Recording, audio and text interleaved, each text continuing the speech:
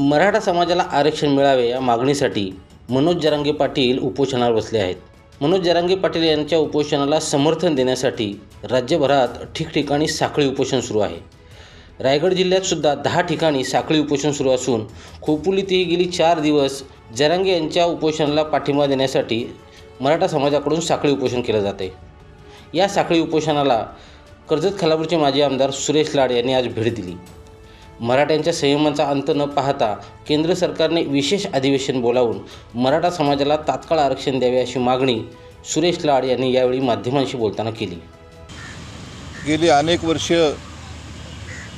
म्हणजे सुरुवातीला स्वर्गीय अण्णासाहेब पाटील यांचेपासून मराठा आरक्षणाच्या मागणीला सुरुवात झाली। मराठा समाजाची स्थिती अतिशय गंभीर आहे।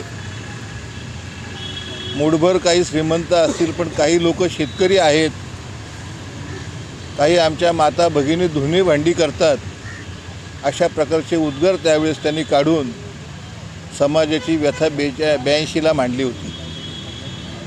आणि मग त्यावेळेपासून वेगवेगळ्या संघटनांच्या माध्यमातून, नेत्यांच्या माध्यमातून मराठा समाजाला आरक्षण मिळावं अशा तऱ्हेच्या मागण्या होत गेल्या, परंतु त्या मागण्या कधीही पूर्णत्वास जाऊ शकल्या नाही। क्रांती मोर्चाच्या माध्यमातून एक प्रचंड मोठं असं आंदोलन उभं राहिलं। मूक मोर्चाच्या माध्यमातून जगाच्या इतिहासामध्ये नोंद होईल इतकं चांगलं नियोजन आणि मोठे मोर्चे निघालेले देशाने आणि जगाने पाहिले।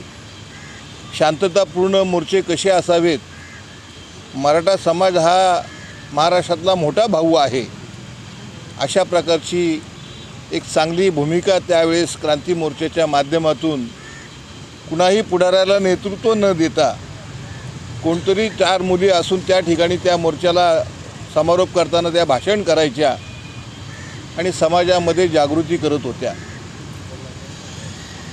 स्वर्गीय विनायकराव मेटे साहेबांनी सुद्धा फार मोठं आंदोलन केलं।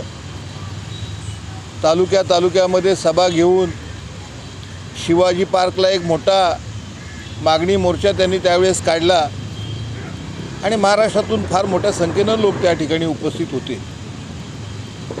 परंतु तत्कालीन लोकप्रतिनिधी किंवा जे सत्तेवरती होते त्यांनी गांभीर्यानं तो विषय घेतला नाही। अवहेलना नेतृत्वाची समाजाची झालेली पाहिली। जरांगे पाटीलसुद्धा खूप वर्ष मराठा समाजाला आरक्षण मिळावं म्हणून आंदोलन करत राहिले। अगोदर त्यांनी शिवबा नावाची संघटना स्थापन केली, वेगवेगळे मोर्चे, वेगवेगळी उपोषणं त्यांनी केली, पण महाराष्ट्राचं लक्ष तेवढं काही त्यावेळेस त्यांच्याकडनं वेधलं गेलं नाही।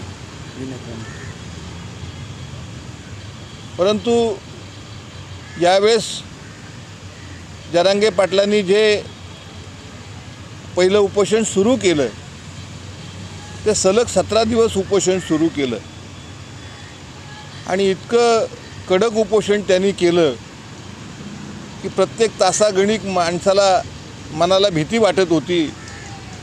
टीव्हीवरच्या बातम्यांमध्ये आता नेमकी काय परिस्थिती आहे, कशी त्याची तब्येत आहे, असं सारंजण त्या टीव्हीकडे लक्ष ठेवून होतं। मुख्यमंत्र्यांनी त्या ठिकाणी जाऊन आम्हाला काही मुदत द्या म्हणून 30 दिवसाची मुदत मागितली। जरांगे पाटलांनी उदारपणे आणखीन 10 दिवस घ्या, पण टिकणारं आरक्षण द्या, अशी अतिशय चांगली भूमिका महाराष्ट्राच्या हिताच्या दृष्टीने घेतली।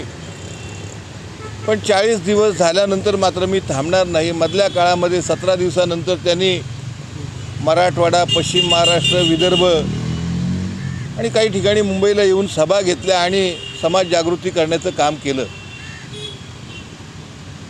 शासनानं त्यांच्याकडनं जे प्रयत्न त्यावेळेस करणं गरजेचं होतं, न्यायमूर्ती संदीप शिंदेंच्या अध्यक्षतेखाली समिती स्थापन करून त्या समितीनं काम सुरू केलं आणि त्या समितीचं काम काही आटपेना। आणि 40वा दिवस संपल्यानंतर जरांगे पाटलांनी पुन्हा उपोषण सुरू केलं. ते पाणी न पिता उपोषण सुरू केलं. पुन्हा साऱ्यांना भीती वाटायला लागलेली आहे की जरांगे पाटील गेले 2 महिने घराचं पाऊल त्यांनी टाकलेलं नाही. घरामध्ये त्यांच्या वडिलांना भेटले नाहीत, सौभाग्यवतीला भेटले नाहीत, मुलींना भेटले नाहीत. ते आज उपोषणाच्या ठिकाणी नीट बोलू शकत नाही, अशा गंभीर अवस्थेमध्ये आहे. काल सर्वपक्षीय सभा मुख्यमंत्र्यांनी घेतली, परंतु त्या सभेमध्ये समजावणीच्या सुरापेक्षा फलित असं काही फारसं निघालं नाही. अपेक्षा होती की 50% आरक्षण मागत असताना बहुजन समाज जो आहे, ओबीसी समाज जो आहे तो नाराज झालेला होता. ठिकठिकाणी त्यांनी आंदोलन सुरू केली होती. क्रांती मोर्चाच्या माध्यमातून ज्यावेळेस झालं ते 50% आरक्षण असावं, 50% मधलं ओबीसीचं आरक्षण आम्हाला नको आहे, अशी स्पष्ट भूमिका त्यावेळच्या नेतृत्वाने समाज धोरणाने घेतली होती. परंतु 50%वरचं आरक्षण विधानसभेनं 2 वेळा मंजूर करूनसुद्धा एकदा पृथ्वीराज चव्हाण साहेबांनी त्यांच्या मुख्यमंत्रीपदाच्या कालखंडामध्ये मंजूर केलं, दुसऱ्यांदा फडणवीस साहेबांनी त्यांच्या मुख्यमंत्रीपदाच्या कालखंडामध्ये ते मंजूर केलं. परंतु हायकोर्टामध्ये आणि सुप्रीम कोर्टामध्ये ते आरक्षण घेतलेला निर्णय टिकू न शकल्यानं ते कायदे केलेले, पास केलेले कायदे हे फुकट गेले. आणि म्हणून आता 50%पेक्षा सुप्रीम कोर्टानं जो आदेश दिलेला आहे की 50%पेक्षा तुम्हाला वरती आरक्षण ठेवता येणार नाही, पूर्वी असलेला राज्यांचा अधिकार राष्ट्रपतींनी काढून घेतल्यामुळे आता लोकसभेमध्ये तो कायदा मंजूर करणं गरजेचं आहे. लोकसभेच्या अधिवेशनामध्ये मग खास अधिवेशन बोलवून ज्याप्रमाणे मागचं एक विधेयक मंजूर करण्याकरता 1 आठवड्याचं अधिवेशन बोलवलं होतं, तशाच प्रकारे आता अधिवेशन बोलवावं आणि हा विषय पूर्णत्वास न्यावा. 50%पेक्षा जास्त आरक्षण देण्याची मुभा राज्य सरकारला द्यावी. त्यामध्ये मराठा समाजाबरोबर धनगर समाज असेल, मुस्लिम समाज असेल, लिंगायत समाज असेल, यांनाही त्यांच्या लोकसंख्येप्रमाणे आरक्षण मिळावं, अशा प्रकारची भूमिका कुठेतरी कालच्या बैठकीमध्ये किंवा राज्य शासनाकडनं केंद्र शासनाकडे घेतली जाईल. तर राज्य शासन आणि केंद्र शासन हे एका विचाराचं असल्यानं त्यांच्याकडून ती आग्रही भूमिका केल्यानंतर केंद्र सरकार त्यांचा हट्ट पुरवेल असं वाटलं होतं. परंतु तशा प्रकारची काही मागणी त्यामध्ये झाली नाही. किंवा पंतप्रधान शिर्डीला आल्यानंतर त्यांनी जरांगे पाटलांच्या उपोषणाचा किंवा मराठा आरक्षणाचा उल्लेखही केला नाही. जरांगे पाटलांनी त्याचा उल्लेख केला. कदाचित उपमुख्यमंत्री आणि मुख्यमंत्री दिल्लीला गेले होते 25 तारखेला, त्यावेळेस त्यांनी पंतप्रधानांच्या कानावरती सांगितलं असेल, तर मग पंतप्रधान ह्या सभेमध्ये काय बोलले नाहीत, जाणून बुजून बोलले नाहीत का, किंवा यांनी त्यांना सांगितलंच नसेल म्हणून ते बोलले नाहीत, असं प्रश्नचिन्ह त्याच्यामध्ये उपस्थित झालं. आज जरांगे पाटलांची प्रकृती आणि समाजाची मानसिकता बिघडत चाललेली आहे. हे शांततेनं आंदोलन होणं गरजेचं आहे, परंतु ते आंदोलन जाणीवपूर्वक बिघडवण्याचं कोणीतरी चुकीची स्टेटमेंट करतं, कोणीतरी वेगळ्या बाईट देतं, फोनवरच्या क्लिप व्हायरल होतात आणि समाजातला तरुण वर्ग कुठेतरी मग एक वेगळ्या प्रकारे व्यक्त होतो. ते होऊ नये याकरता राज्य सरकारनं केंद्र सरकारच्या माध्यमातून लोकसभेचं अधिवेशन एक तर खास अधिवेशन बोलवावं किंवा येणाऱ्या लोकसभेच्या अधिवेशनामध्ये हे विधेयक मांडण्याचं आग्रही प्रतिपादन करावं. त्यांची राज्यातली असणारी सत्ता आणि त्यांच्या असणारी तिथे प्रतिष्ठा, पद हे त्या ठिकाणी वापरून राज्याच्या मराठा समाजाच्या आणि इतर समाजांच्या हिताकरता त्यांनी ते वापरावं, अशा प्रकारची आपल्या साऱ्यांना अपेक्षा होती. परंतु कालच्या एकंदरीत सर्वपक्षीय सभेतून तसं काही स्पष्ट झालं नाही. जरांगे पाटलांचं म्हणणं आहे की कुणीतरी माझ्याशी बोलायला या राज्य सरकारच्याकडनं, मला जोपर्यंत बोलता येते तोपर्यंत तुम्ही बोलायला या. एकदा माझं बोलणं बंद झालं की मग मी काय बोलणार. परंतु राज्य सरकारकडनं तशा प्रकारची भूमिका कुठे घेतली जात नाही.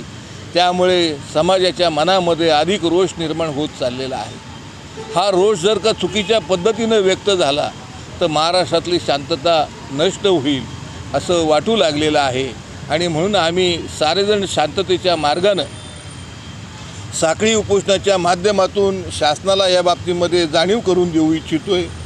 कदाचित शासन, केंद्र शासन 5 राज्यातल्या निवडणुका आहेत, त्या निवडणुकीच्यामध्ये ते व्यस्त असतील म्हणून ते कदाचित या आरक्षणाच्या बाबतीमध्ये लक्ष देत नसतील. परंतु हा जीवन मरणाचा प्रश्न आहे. जरांगे पाटील हे महाराष्ट्राचं, मराठा समाजाचे प्राण झालेले आहे.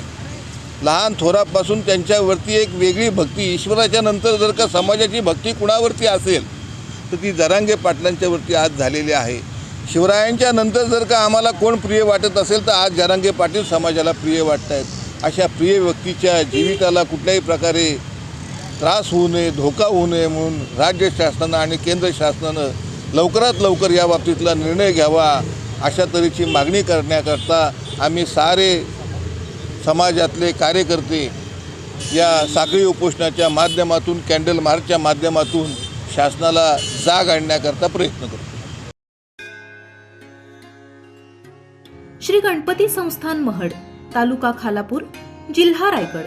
श्री वरद विनायकाच्या भक्तांसाठी भक्त निवासाची सोय, स्वच्छता आणि 24 तास गरम पाणी. सीसीटीव्हीची नजर. आगाऊ नोंदणीसाठी संपर्क करा 02192 26 69 12 72 76 47 38 54.